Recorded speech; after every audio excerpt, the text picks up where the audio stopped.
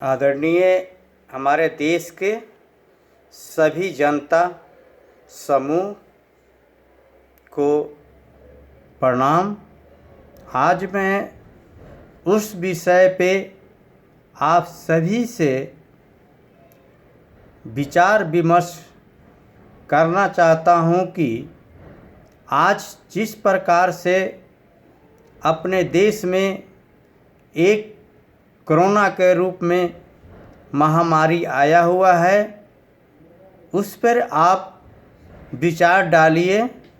किस प्रकार से हमारे देश में मेडिसिन की प्रॉब्लम हो रही है और लोगों के मृत्यु दर बहुत तेज़ी से बढ़ रहा है। इस पर हम सभी भारत देशवासियों को विचार करना चाहिए कि आखिर इस तरह की व्यवस्था में कमी क्यों हुआ। हम बहुत सारे एनर्जी उस वस्तु में लगाते हैं जो कि वास्तविक में आपदा आने पर वो हमारा सपोर्ट या सहयोग नहीं करता है। जिस प्रकार से आप लोगों ने देखा होगा, सारे देश के संचालन लोग जो आज सरकार में बैठे हैं, विपक्ष में बैठे हैं, अनेक प्रकार की राज्य में भी अनेक भिन्न भिन्न प्रकार के राजनीतिक पार्टी की सरकार बनी हुई है। आज देखा जाए तो हर व्यक्ति एक दूसरे की आलोचना में लगा हुआ है कि यह किसकी कमी है। हम बहुत सारे धर्म के अनुरागी लोग हैं जो मंदिर निर्माण पे और बड़े बड़े स्मृति बनने पे, स्टैच्यू बनने पे हम सरकार को बहुत ही सराहनीय और विकसित सरकार मानते हैं कि बहुत अच्छा हमारा देश की सरकार है, जो कि विश्व के सबसे ऊंचा प्रतिमा बनाती है। हमारा देश के शान शौकत और विदेश में नाम कमाता है। इस विचार से हम सभी भारत के नागरिक उस महान नेता को बहुत ही नामकरण से और उद्देश्य से और विचारधारा से उसे स्वागत करते हैं। लेकिन वास्तविक में आज देखा जाए तो देश के स्थिति किस प्रकार से बिगड़ी हुई है, जिसे कि आज हम अंतिम संस्कार करने में भी हमें लाइन में लगना पड़ रहा है और वेटिंग में बैठना पड़ रहा है। इस विचार को आप वास्तविक में हर तरह से सोचिए तो कैसा आपके दिल पर लगेगा कि क्या ये मंदिर बनना ज़रूरी था कि प्रतिमा बनना ज़रूरी था। इस पर हम विचार डालें या हम सभी जनता के हित में काम करते। आज हॉस्पिटल बड़ी बनी होती, ऑक्सीजन की फैक्ट्रियां बड़ी होती, तो आज जो व्यक्ति के जो डेथ हो रही है उसकी परसेंटेज आज कम होता। उस पर हम सभी लोग विचार करते हैं और जिस प्रकार से आज के वातावरण और दर्दनाक सीन है, आप लोग देखिए, ये कोई बनावटी सीन नहीं है, कोई राजनीतिक नेता के भाषण का सीन नहीं है कि काट छाट के भीड़ इकट्ठा कर रहा है लोग और इसे उसके बहादुरी दिखाने के लिए यह आकर्षण किया जा रहा है। वास्तविक में मौत ही इंसान के लिए एक वास्तविक विचारधारा है और इसको कहीं नहीं छुपाया जा सकता है। एक एक व्यक्ति उस लिए इस वस्तु के लिए तड़प रहा है जिसे कि वास्तविक में भारत में कमी है। इस पर हम सभी लोग एक दूसरे के आलोचना कर कर के गरीब आदमी, मीडियम क्लास के आदमी के घर से कितने बंदे निकल चुके, इस पर किसी का ध्यान नहीं है। हम सभी देशवासियों से, नेताओं से और प्रधानमंत्री और सभी चीफ मिनिस्टरों से निवेदन पूर्वक आग्रह है कि जो हुआ उससे निपटाने में प्रयास करें और आगे फ्यूचर में वास्तविक में मानव प्राणी को बचाने की वस्तु है उस पर स्टॉक करने की, उससे आगे प्रोडक्शन बढ़ाने की प्रयास करें और तभी हम अपने देश के जनता के आपदा पे आने पे उसे हम बचा पाएंगे। बड़े बड़े मस्जिद, बड़े बड़े मंदिर, बड़े बड़े बड़े बड़े स्मृति और बड़े बड़े क्या बोलते हैं हवाई अड्डा और ये सारे उद्घाटन करने से हम बहुत बड़ा महान व्यक्ति और प्रगतिशील प्रधानमंत्री और नेता नहीं बन पाएंगे। इसे हर नेता को सोचना चाहिए जो कि इस व्यवस्था में लगा हुआ है।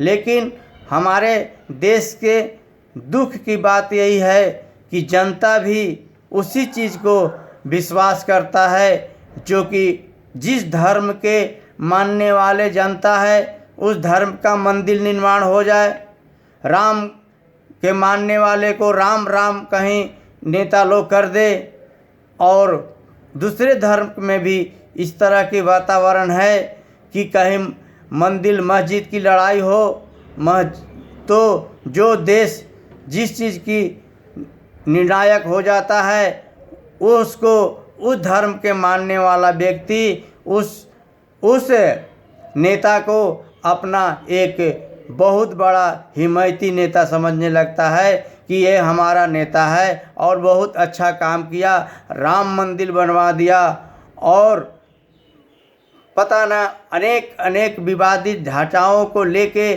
श्री राम की चर्चा कर दिया, जय श्री राम के चर्चा कर दिया।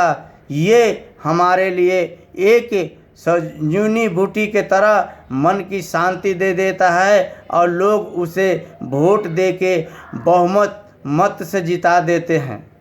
आज उसकी कितनी फ़ायदा है, आज आप सोचिए, जिसके परिवार में बीमार है और हॉस्पिटल में जाने की जगह नहीं मिल रहा है और रास्ते में वो बीमारी अपने परिवार को देखता होगा तो सारे फैमिली के दिल में कैसा गुजरता होगा, ये आप सभी को सोचना चाहिए, विचार करना चाहिए। आज देखिए मंदिर बन रहा है अयोध्या में, बताइए कितने आदमी वहाँ पे बीमारी के कारण जा रहे हैं दवाई कराने। आज पटेल जी के इतनी बड़ा स्मारक बन गया, कितने लोग वहाँ जा रहे हैं दवाई करवाने। तो इस विचार को हम सभी भारत के नागरिक को समझना चाहिए कि वास्तविक में सरकार का काम होता है हॉस्पिटल बनाना, फैक्ट्री बैठाना, लोगों के रोजगार देना, सारे योजना के लिए ही यह एक व्यवस्था बनी हुई है जिसे कि सरकार के उत्तरदायित्व बनता है कि इसे सारे संसाधन को ज़रूरतमंद के हिसाब से पूरा करना। हम बिना मतलब की बातों में उलझ के जो ज़रूरत के चीज़ होती है उसको हम लोग भूल जाते हैं और बाकी चीज़ पे ताली मरवा लेते हैं, नारा लगवा लेते हैं, जिससे कि आपको लगता है कि नहीं बहुत अच्छी बात है, जिसके कारण से हमारे देश के अर्थव्यवस्था और अब तो मौत के भी लाइन लग गई। इस पर कौन किसको कितना दुख हो रहा है ये समझने की बात है। आज सब चीज़ जब फेल हो जाता है तो आदमी एक दूसरे पे दोष देना शुरू कर देता है। जब आप देखे होंगे 3-4 महीना पहले जब कोरोना की रफ्तार कम थी तो सारे लोग यही कहते थे कि सरकार के व्यवस्था से यह कोरोना ख़त्म हो गया, उचित लॉकडाउन से ख़त्म हो गया और थाली बजाने से, मोबाइल के लाइट जलाने से, एकता बना के इसे संघर्ष करके इसे ख़त्म कर दिया गया। आज इस विचार को कोई नहीं कहता है कि कौन सी चीज़ बजाया जाए कि जिससे कि मौत रुक जाए। आप बड़े बड़े अखंड करवा लो अयोध्या जी में जाके राम मंदिर में, जिससे कि कोरोना से मौत हमारे भारत के गरीब नागरिक को ना हो, जिसके कारण महाकुंभ हुआ। जो आज देखने की बात है कि महाकुंभ भी ख़त्म कर दिया गया। बहुत अच्छी चीज़ है, इसको हम बहुत अच्छा मानते हैं कि कुंभ को उचित समय से थोड़ा लेट करके उन्हें समापन किया गया। ये हमारे देश के सभी नागरिक को सम्मान की बात है। सनातन धर्म की बहुत सुंदर विचारधारा की बात है, जो कि कोरोना के काल में इसको अध में ही इस महाकुंभ को ख़त्म किया गया।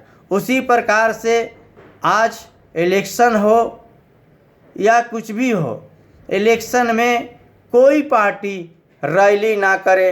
जनता जिसको अच्छा लगेगा वो रैली से ही क्यों सब कुछ हो जाता है। एक दिन, 2 दिन, 4 दिन रैली से ही क्यों वोट आकर्षित करने की एक साधन है। हम रैली नहीं करें, कोई भी पार्टी। जब दिक्कत आएगी कि एक पार्टी रैली करेगी दूसरा नहीं करेगी तो वोट की डिवाइडेशन हो सकता है। लेकिन अगर हम सभी पार्टी मिलके एक संसाधन के आधार पे बिना रैली, बिना रोड शो किए हुए भी हम इलेक्शन में वोट पड़वा सकते हैं। लेकिन यह करना नहीं है लोगों को। एक दूसरे की एग्जाम्पल दे देता है लोग, जिसे कि अभी अमित शाह जी जे जब इंटरव्यू लिया जा रहा था तो उन्होंने पूछा, बोला कि क्यों दिल्ली में तो चुनाव नहीं हो रहा है फिर भी यहाँ क्यों बढ़ रहा है, महाराष्ट्र में तो चुनाव नहीं हो रहा है फिर भी यहाँ क्यों बढ़ रहा है। इस तरह से लोग रिप्लाई देकर अपनी राजनीतिक व्यवस्था को उजागर करने की मांग कर लेते हैं और मार्ग चुन लेते हैं, जिससे कि हम सभी नागरिक इसे बड़ी विनम्रता से स्वीकार भी कर रहे हैं और इसे सपोर्ट भी कर रहे हैं, जिसके कारण से आज इस परिस्थिति बनी हुई है। हम बीच में इस तरह से ढीलापन कर दिए, सब कुछ खोल दिए, जो कि अनावश्यक वस्तु था उसको भी हम सभी बिना सोचे समझे उसको चलाने की, काम करने की दे दिए और अनकंडीशनल व्यवस्था से हम लोग जीने लगे। इसका कारण है कि फिर कोरोना हमारे देश में उसी तरह से प्रभावित किया जैसे पीछे से भी अधिक प्रभावित किया कि यहाँ लोग तो ढीला हो गए हैं, चलो रास्ता मिल जाएगा। हम इस पर विचार करना चाहिए।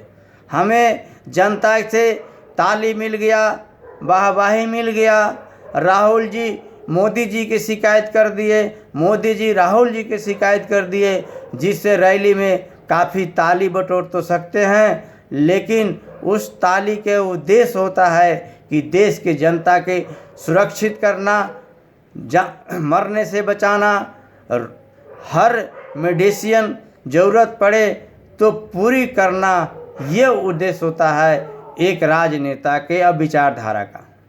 आज हम इस विचारधारा से कोई व्यक्ति सोच ही नहीं रहा है। केवल हमें वोट चाहिए, विजय चाहिए, कुर्सी चाहिए, इसके बाद मुझे बस टीवी पर चेहरा चाहिए, मन की बात करने के उद्देश्य होना चाहिए, मोदी मोदी कहलाने के उद्देश्य होना चाहिए, राहुल राहुल कहलाने के उद्देश्य होना चाहिए। या जितना भी राजनेता हैं उन सभी को टीवी में आना चाहिए, मीडिया के 20 गो उसके पीछे लगना चाहिए। बस यही इन लोगों की प्राथमिकता और कार्य है। इसके लिए ही दिन रात ये प्रयास करके अपने इलेक्शन में विजय प्राप्त करने का मेहनत करते हैं। इनके कभी ख्याल नहीं है कि हमारे देश के प्रधानमंत्री रहते हुए कितने कोरोना से लोग दुखी हुए, कितने की जान गई, वो उसका भागीदारी कौन लेगा, उस पर दुख कौन पैदा करेगा। जिस परिवार के फैमिली निकल गया वो देखते देखते निकल गया। ऐसा नहीं है कि भगवान के द्वारा मौत हुआ, वो मेडिसिन के कमी के द्वारा मौत हुआ। उस परिवार को आपके प्रति क्या स्नेह और प्यार होगा और परिवार आपको क्या सोचता होगा, इसको भी आप लोग जब भी ये नाराबाजी रैली से समय मिले तो आप सोचिए और समझिए। जितनी आप रैली में समय निकाल रहे हैं उतनी समय आप जनता के हित में काम कीजिए। इलेक्शन जीतना हारना कोई बड़ी चीज़ नहीं है, लोगों की जान बचाना बड़ी चीज़ है। मेडिसिन जुगाड़ करना जरूरी है और लोगों के हर सुविधा देना जरूरी है। यह काम वास्तविक में राजनेता के और राजा बनने का एक प्रण होना चाहिए। तब आप वास्तविक में राजा हैं, राजनेता हैं और पूजनीय हैं। नहीं तो केवल आप टीवी पर बोलते रहिए कि ये कर दिए तो वो कर दिए, तो यहाँ से ऑक्सीजन तो वहाँ से ऑक्सीजन, अचानक मीटिंग बुला दिए, ये कर दिए। ये सारे बातें आप केवल लोगों की केवल लुभाने वाले काम है। वास्तविक में यह विचार नहीं बन रहा है, जिससे कि हमारे देश में मौत की संख्या दिन पर दिन कोरोना के कारण बढ़ती जा रही है। इस पर विचार डालकर सर काम छोड़कर हम तो सभी नागरिक से लेके आम जनता तक और राजनेताओं तक मैं बड़ी हार्दिक दिल से निवेदन पूर्वक करता हूं कि सभी काम को छोड़कर जनता के जान बचाने में जितना भी भारत के एनर्जी और पावर है उसे लगाकर हमें जनता की जान बचाइए। लोगों के फैमिली मेंबर जो गुजर रहे हैं उन्हें बचाने का प्रयास कीजिए और बाकी काम सब काम छोड़कर ये करिए। जितना भी हमारे देश के व्यवस्था है, सिस्टम है, बिल्कुल और कोई चीज़ बंद करना हो तो बंद करके इस पर ज़्यादा फोकस करके लोगों के हित में और ऑक्सीजन, हॉस्पिटल, बेड जितना भी काम करना हो हम सरकार को ही नहीं, बिल्कुल मैं तो एक एक जनता भारत के सभी से निवेदन करता हूँ कि जितना भी आपको अपने हिसाब से योगदान देना हो, समय निकालना हो, व्यवस्था में अपना भागीदारी निभाना हो, उसके लिए आप तैयार रहिए और भागीदारी निभाने का प्रयास कीजिए। जहाँ मौका मिले वहाँ आप कोरोना से अपने सुरक्षित रहिए और लोगों को सुरक्षित रखने की विचारधारा को दीजिए और सावधानी का एक लहर बनाइए जो कि हर व्यक्ति के दिल में कोरोना से बचने की एक भावना पैदा हो और कोरोना से बचकर अपना जीवन जिए।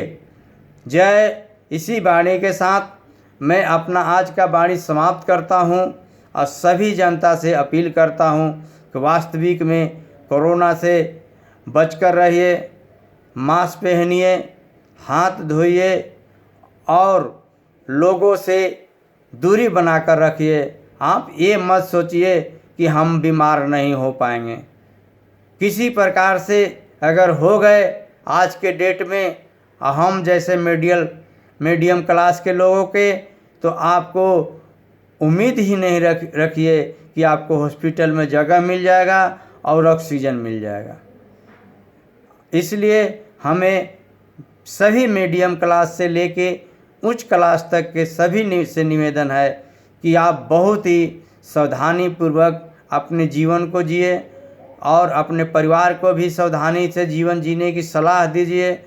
और आपके जितने भी दोस्त यार में जितने भी आपके संपर्क में हैं उन सभी को विचारधारा दीजिए। जितना आपके नॉलेज है कोरोना से बचने की उपाय उतना उनके सामने प्रस्तुत कीजिए, समझाइए।